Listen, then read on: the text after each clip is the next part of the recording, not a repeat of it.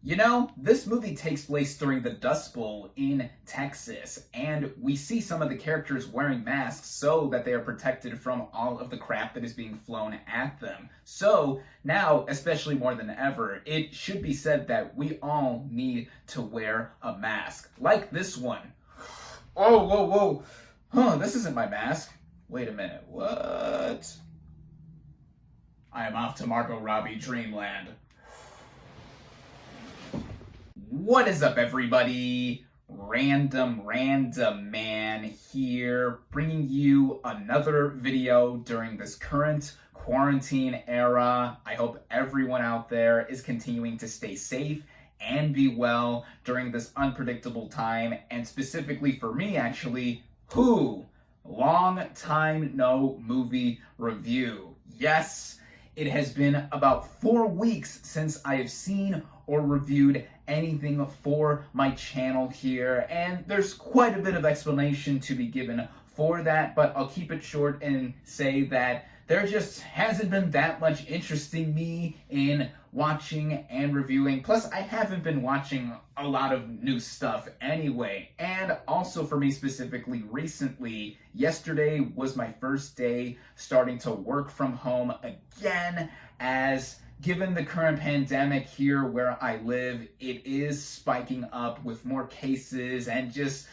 all around uncertainty once again, especially with the cold weather coming, winter is coming, all of that, safety precautions are being applied here. So that does mean I'm going to be spending more time at home again, and there are more new releases on the horizon, so that is something to look forward to. But enough of all that. You came here because I am here bringing you my review for Dreamland. Now, the plot of this thriller drama basically follows a young man, played by Finn Cole, who is torn between helping or capturing a seductive fugitive bank robber, played by Margot Robbie, who is hiding in his small town during the Great Depression. Going into this movie, I mainly had one reason and one reason alone to even give this movie a watch, and that is Margot Robbie. Now, we all love Margot Robbie here. Mostly, I assume so. I mean, she is just one of the most breathtakingly gorgeous human beings to be walking on the planet right now, and she has proven that she is not just a pretty face. She is a really talented actress, and she is also a prolific producer in Hollywood, as her and her husband have co-founded the production company Lucky Chap Productions. These films produced by this company include the likes of I, Tonya, which stars Margot Robbie as Tonya Harding, and she scored herself her first Oscar nom for this film, and the film even scored a win for Best Supporting Actress for Allison Janney, who, by the way, celebrates a birthday today. Happy birthday, Allison Janney. One of the more recent films that was also produced by Lucky Chap is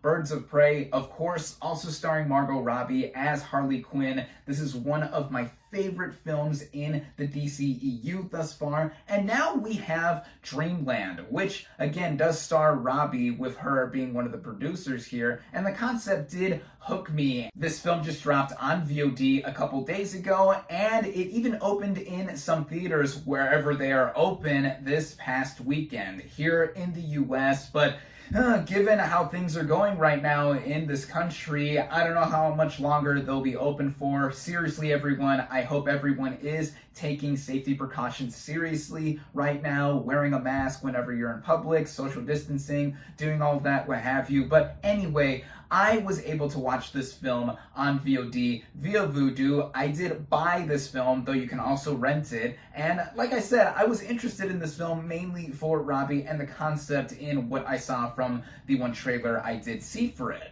Starting out with the cast and their performances, we have Finn Cole as our male lead here, and he is playing Eugene. This character has quite a lot to him on the surface. He is someone who is living during the Great Depression, which was quite a difficult time to live in almost a full century ago. And with his family specifically, his dad left when he was young, and he has a stepdad who hates his guts, and he's struggling to find work as well. The way Cole infuses a lot of that emotion and even frustration to this performance, I think, is what makes his performance so strong here. I don't recall ever seeing Cole in anything prior to this film, but I did see in his filmography that he is going to appear in the next Fast and Furious movie, F9, whenever we are truly going to get it. But I think seeing him here really does give me a good impression on what this actor is able to do, especially when he has a lot of scenes with our female lead, Margot Robbie, as the fugitive bank robber, Allison Wells. Now, as I said, she is the main reason I watched this film, and once she is introduced in the movie, a lot more life is given to it. It sparked a believable relationship between the two, or I should say, they roused my heart in having me care for them as a couple. And with Robbie's Wells character, there is conflict, of course, on her own, with her escaping the law and having the serendipitous moment of encountering Cole's Eugene and having no one else to turn to but him. And I think that is also one of the big strong points of this film. The rest of the supporting cast, I think, do really good jobs as well. There's Travis Fimmel as the stepfather to Eugene, who, as I said, really doesn't like him. He hates his guts, and he also happens to be in law enforcement, so that also tosses another hat in the conflict ring. Carrie Condon plays the mother to Eugene. There's also Darby Camp as the younger stepsister to Eugene, and also of note, Lola Kirk plays an older version of the younger stepsister who narrates the entire film, framing it and giving it a center as well. And even Garrett Hedlund shows up for a bit as a pivotal character who I do not want to give away. But all in all, I think the performances here are solid. The writing of this film immediately sets it up as a tale from a bygone era. As I said, it is set during the Great Depression, specifically within the Dust Bowl of this small town in Texas. And once we do get all the setup we need for our main male lead, Eugene, and then the main conflict is set off when he finds Allison Wells hiding in the barn of his family's farm. That is when the main plot really gets going. At first glance, from this point in the narrative, one would expect it to be like a crime film set in this era, but I would have to say that Bonnie and Clyde, this is not. This is a slower, more taut thriller that is one with a lot of morality and conflict within our main two characters, especially within the setting that they are in. As I said, there is this push and pull element with Eugene in him trying to find a way to have himself support his family financially, but then also having this other thing of wanting to be with the very beautiful bank robber who is on the run. Then there's also the added element shared between the both of them of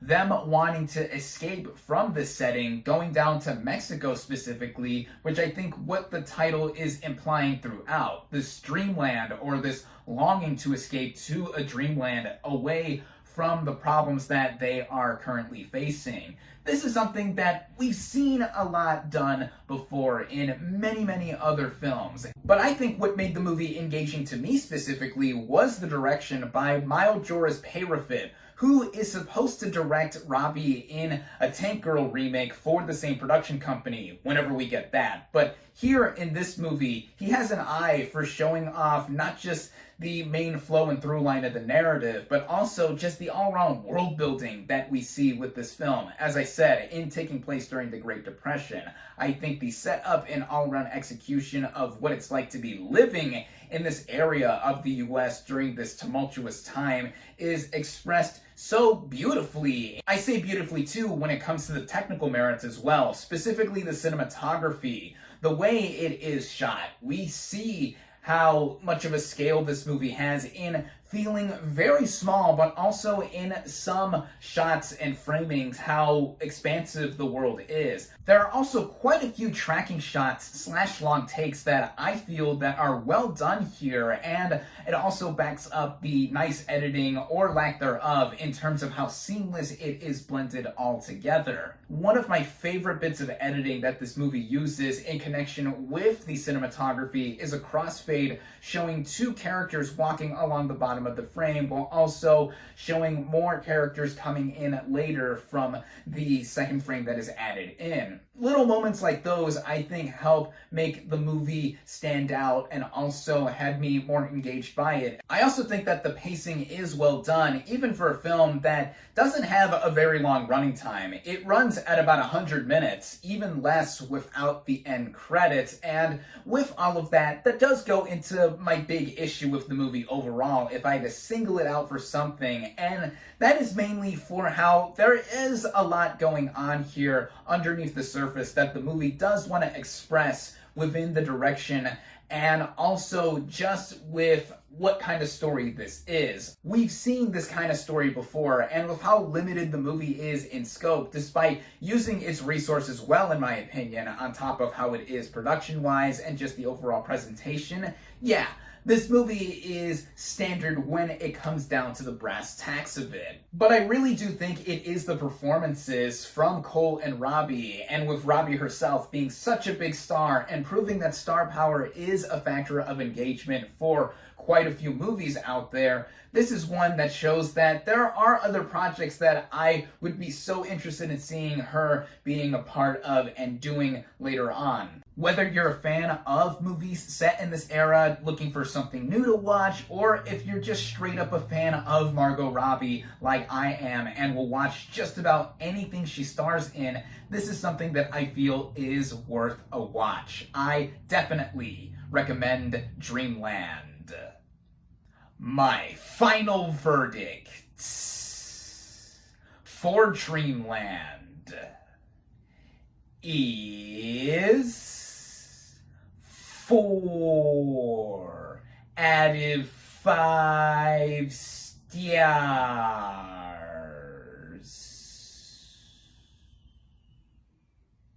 Thank you all, as always, for watching. Be sure to like this video, comment on what you thought of Dreamland, social media links in the description, subscribe to my channel for more, and I'll catch you on the next movie review.